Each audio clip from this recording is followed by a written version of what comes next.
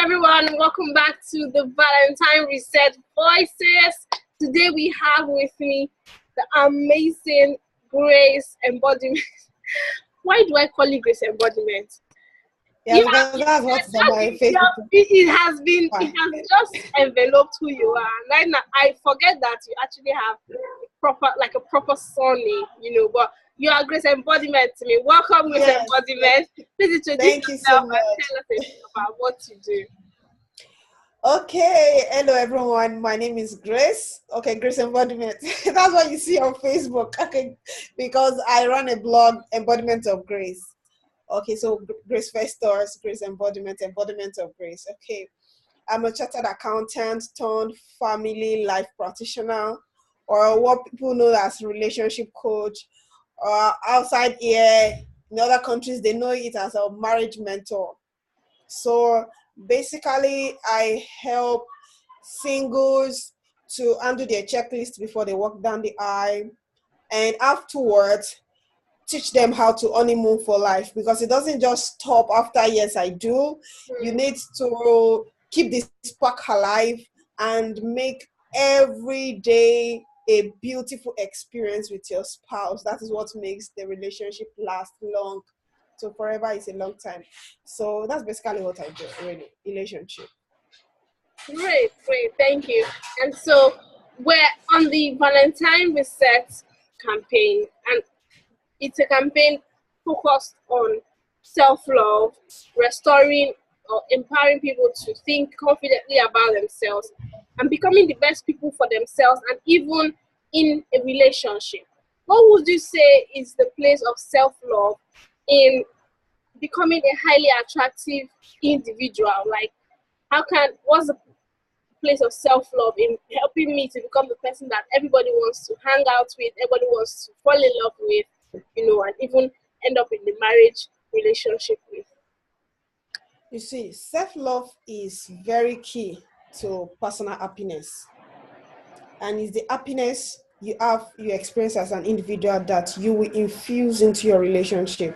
So you need self-love. You need to experience self-love. It needs to be an experience you go through every day before you can enjoy your life and then enjoy your relationship. Because self-love is accepting and acknowledging who you are and how you are on your journey to becoming who you want to become. I like that. So it also extends to you treating yourself like the royalty that you are. That means giving yourself the best treatment, attention, and care that someone that loves you gives to you. So all those things you want somebody that loves you, the way you want the person to treat you, the way you want the person to handle you, the way you want the person to talk to you, you should first do that to yourself. You should do that to the extent that it becomes normal. It's not a big deal. You feel, yes, it's normal to you. So experiencing and practicing self-love will affect the way you see yourself. So if you don't love yourself to the point of seeing that you are beautiful or attractive, you find it difficult to behave or carry yourself as an attractive person. True. And so when we're talking about relationships now, let's go more practical. Let's become more practical. Share with us some experiences, your personal experience in love and relationship, lessons, about what someone should do in a relationship or what someone should not do in a relationship, So there are a lot of experiences that I could share, or other speakers will also share. But there's this particular one that I cannot forget. There's this particular experience I had when I was in my early 20s, when I was going to the tutorial center for my ICANN examination. I was going for my lessons, and I fell in love with a very young guy. And what attracted me to him was because he loves God. He's a Christian. I'm coming from a Christian background. I love people who share same values and beliefs with me. Okay. But that was one great experience that I can never forget in a lifetime. Because this experience in like 1 year that we had this relationship, let me just say, we say courtship. You know, then when you're a Christian, you say, you don't say you have a boyfriend or girlfriend, you say you're already in a relationship. You have a fiancé, you have a fiancé. That's what we say. Yeah. I remember that in 1 year, he had called off the relationship more than 7 times. Uh-uh. Wow, that's the expression I first get when I try to explain to people. And that's okay. Wait, let me explain to you. Like when we started, about the first 3 weeks, after the first 3 weeks, he comes and it's like, I'm sorry, I don't think I'm the best person for you. There's somebody better that will come for you. I don't think I'm the best for you. It just comes like that. And I was like, I remember the first experience, I was so devastated. I cried. And because we were in one tutorial center that were popular, and we were like leaders in the fellowship. So almost everybody knew we had a relationship. And the funniest part was that I already had like 3 suitors or so in that same lesson come to me. And I was like, no, no, no, no, no. I don't think you are the one for me. So now settling with somebody 3 weeks or a month after, he comes to say, oh, I don't think you're the best person for me. Let's go our ways. And I cried. And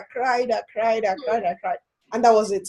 The funniest part, not up to 2 weeks later, he comes back to apologize. I'm sorry, that was a mistake. I wasn't in my right senses. It was a mistake. And because I loved him, or I think I do, yes. I loved him so much and I didn't want to lose him. Wow. So I accepted him back. But the thing became like a circle. So it goes on repeating itself. And one thing I discovered that it was so possessive of me. So he doesn't even trust other brothers in the fellowship around me. So especially like the 2 people who have asked me out before, if he sees them around me having a conversation for more than 5 minutes and maybe he's not there beside me when we're having the conversation, he's already suspecting them. He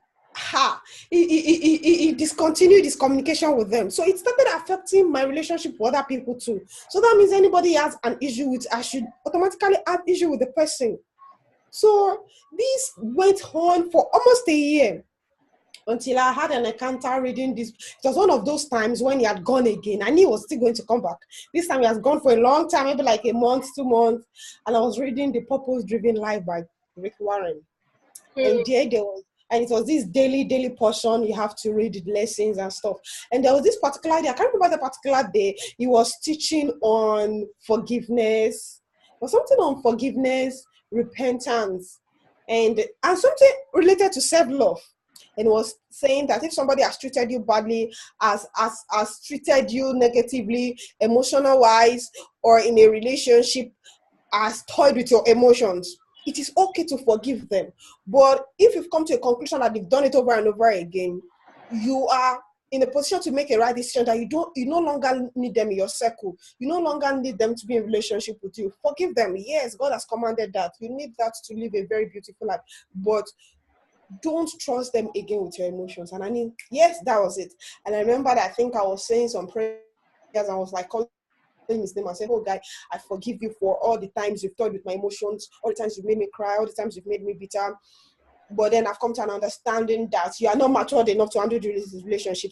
Although he was older than me by a year or two, but definitely I knew some things more than him. I knew he was not emotionally matured. The way he was treating the relationship wasn't fair. He wasn't sure of what he wants. He was like, this lady is good. This lady is smart. Oh, the person that will have her will be a very lucky person. So I don't want to lose her. But in the other way, when we are in a relationship, he sees that he is having issues with his emotion. He can't undo the relationship well. He's causing me unhappiness. Anybody has issue with, he automatically wants me to have issues with them without me having any reason to have issues with them. So it's causing a whole lot of problem. Any small thing is annoyed. So he has a whole lot of baggages that he has not dealt with that is affecting the relationship. So I had to let go. Then later, as usual, I came again, maybe 2 or 3 months later. But then I already made up my mind that there was no going back. He begged and begged and begged. He even came to my parents' house, begged. My little cousins around, that one knows him very well. He has to tell the small boy to beg me. I was like, he's not an Auntie Grace says now. He was kneeling there. He was not ashamed. He was kneeling there in our living room, like, please, for God's sake. I said, look. That's blackmail. My God, I had to tell you, I said, look, I read a book on purpose-driven life and it made me understand so things. So I love myself to be able to know that I don't need to go through this kind of trauma. At this my age, I don't need all this unnecessary emotional blackmail. Please let me go. You find somebody better.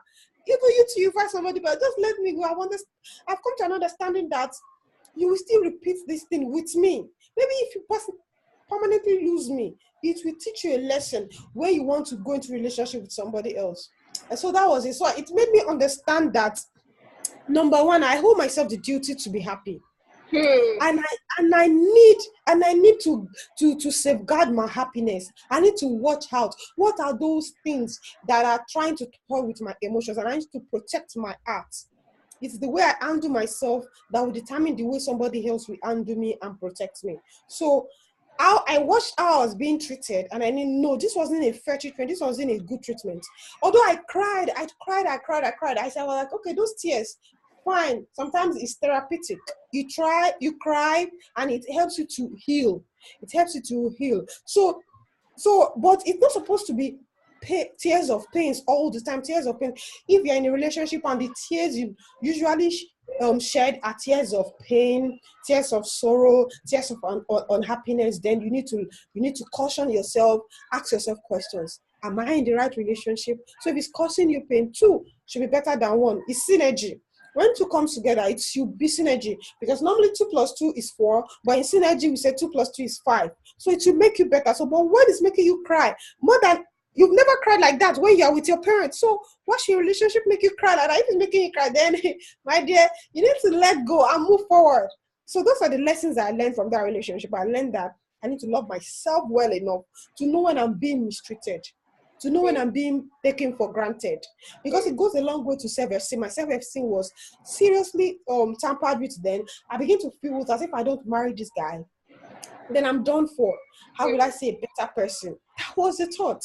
So God had to work on my thought process. Even I talked to mentors, they had to look, you're too young for all this. Nobody should make you feel inferior.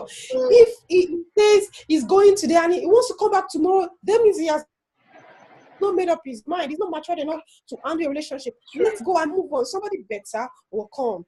So I think people can get one or two. Yes, I mean, a lot of people can get lessons from that, because some people always are taken for granted. Some people are in relationships that they are taking for granted, and they just feel, let me just stay. I've invested too much in this relationship. Exactly. Too long.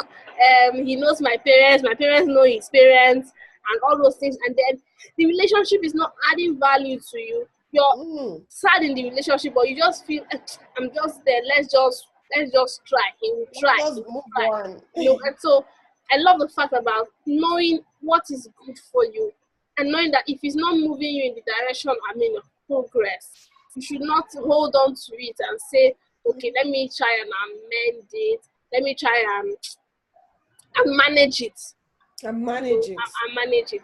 Life is not meant to be managed, it's meant to be enjoyed. Exactly. So when you're in a situation where you're managing your relationship, you need to sit down and pause and reevaluate.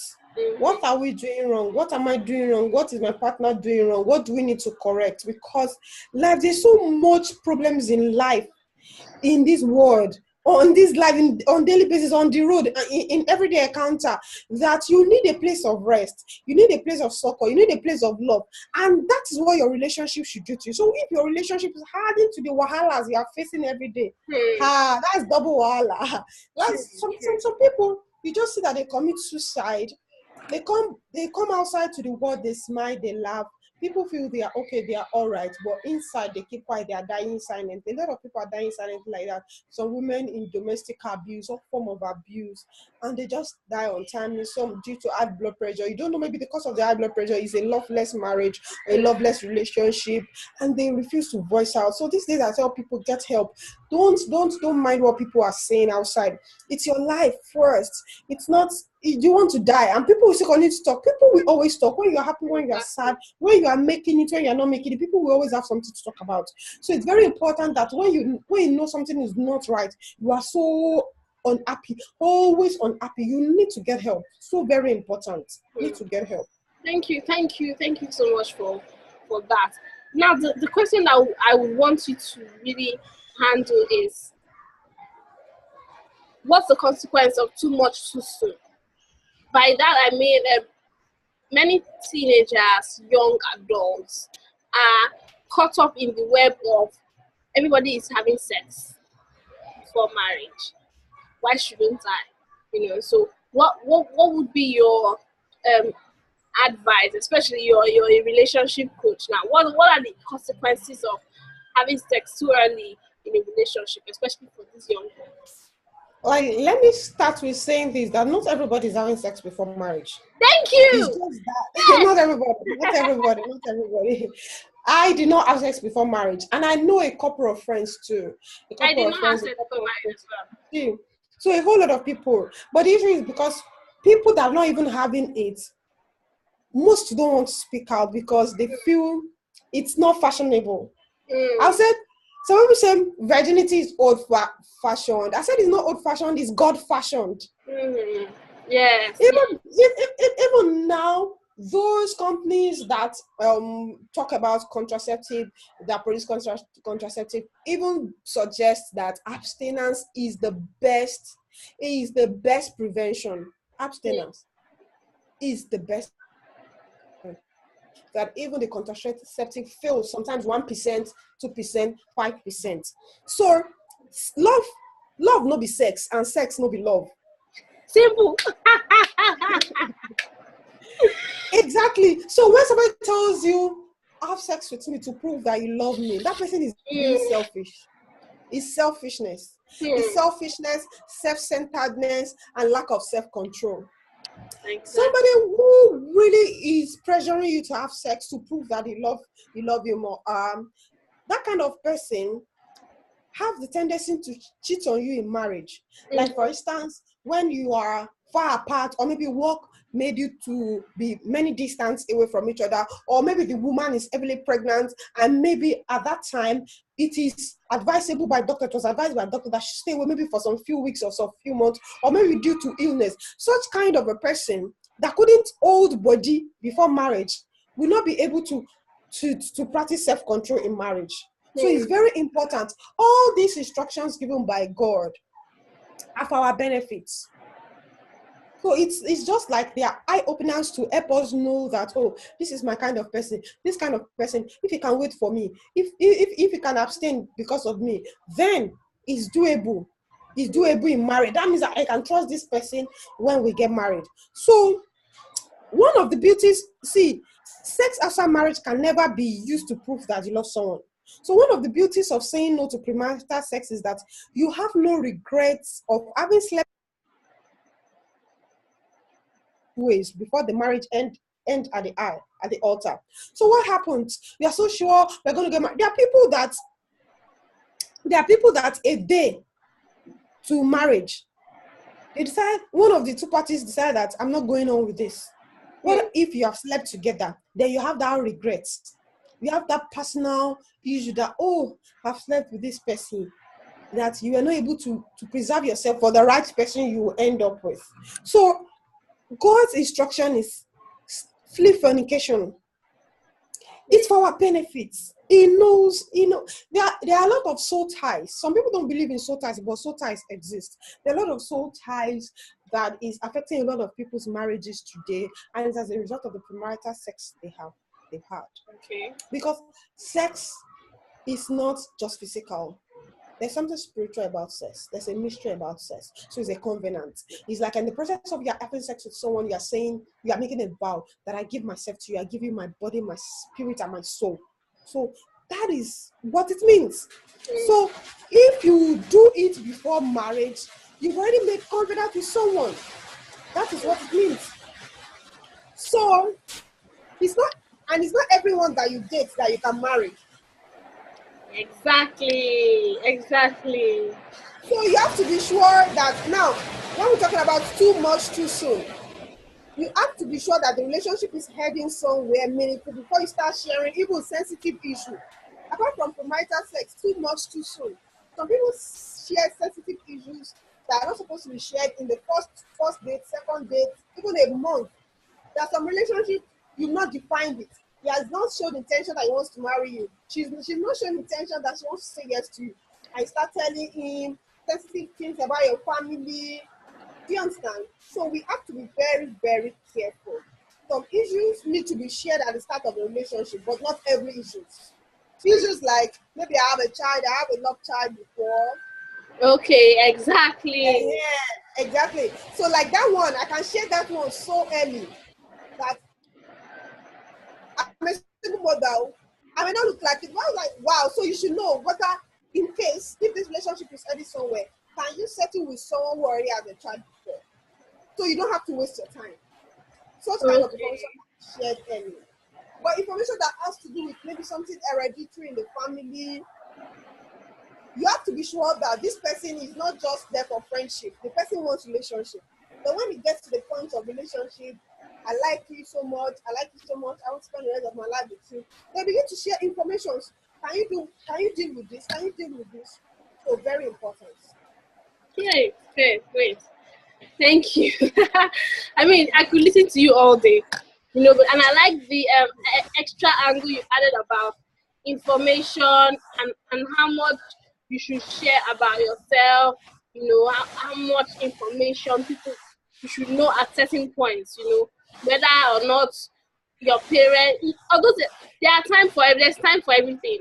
There is Yes. there's time for everything. Every information is useful at some point in time. So let's not jump the gun. Whether it's in giving of information, whether it's in exchange of display of affection, whether it's so it's not just related to sexual issues now.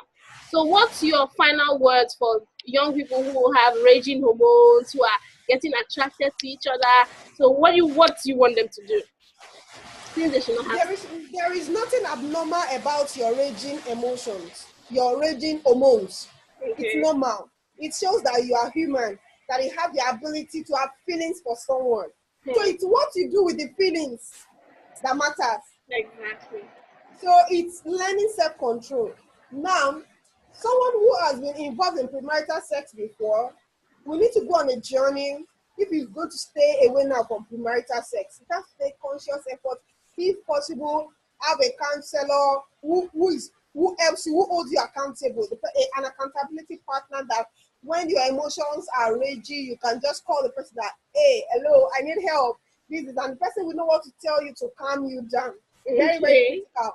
Then those kind of people, if you're somebody who is involved in porn, in pornography, you're going to have issues, and you have raging hormones. You're going to have issues Hmm. because it's like putting a fire in your bosom and you don't want to be burnt.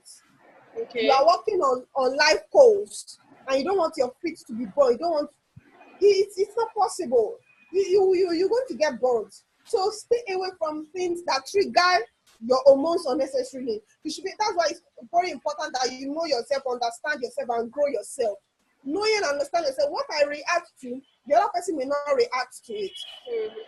Two people may be watching sexually related content right now, and one person is far, far, far, far, far away. The person is far away fantasizing, while the other person, far, his mind may not even be there.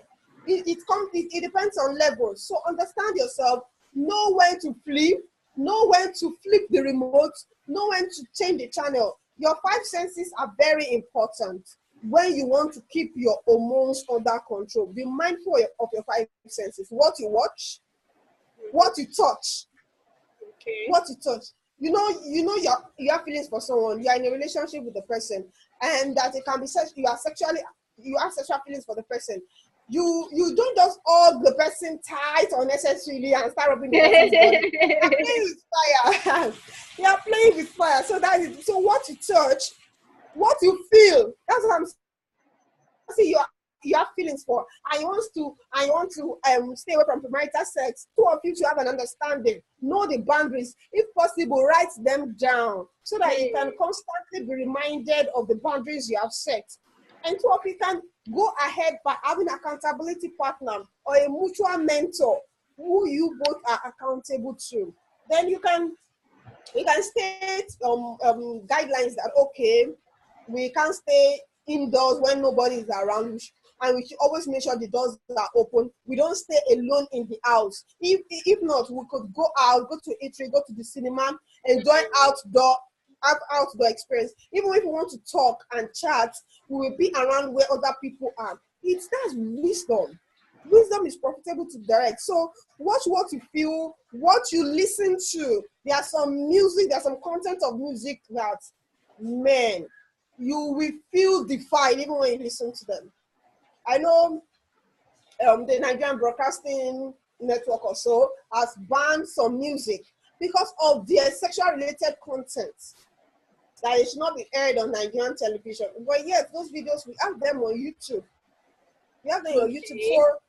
So if you love yourself, sometimes you are not intentionally going to those channels on YouTube. Maybe you just finished watching a video and YouTube suggests that you watch that video as the next video.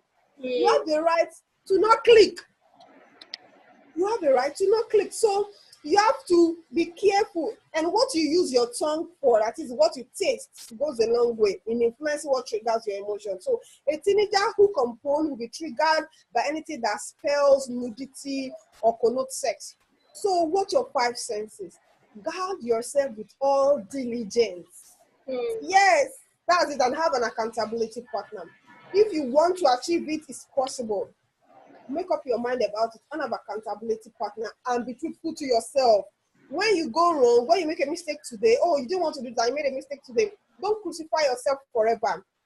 Repent from your mistake. If possible, you want to report yourself to a mentor or to an accountability partner, do that and free yourself from the guilt and move on.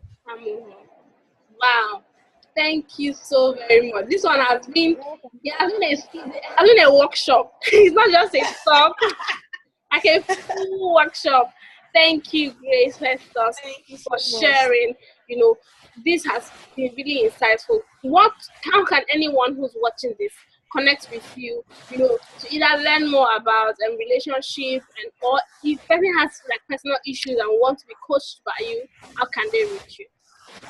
They can send me an inbox on Facebook. Grace Embodiment. They can send me an inbox on Facebook. So if they are singles and they would like to join my WhatsApp group, it's a free group for singles. I'll just send them the link by inbox, but they can send me questions through Facebook inbox and I'll be able to attend to them. Or they can send me a tweet if the person is very conversant with Twitter at Grace_Festus. And on Instagram also Grace_Festus. Okay, great. Thank you so much, Miss Festus. God bless you for being here. And to you who is watching this, I really appreciate you for watching.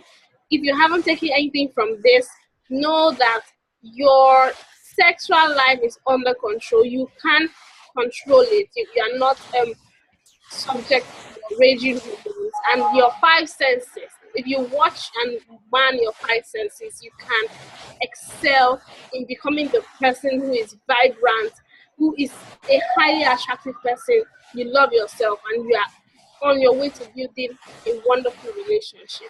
Remember, Valentine research is about self-love, positive self-esteem, and becoming a wonderful person, the person that God has put on your inside, the masterpiece that you are, becoming that person. That's what. Thank you. My name is Ruth Zubairu. Thank you for watching and see you in the other episode. Bye for now.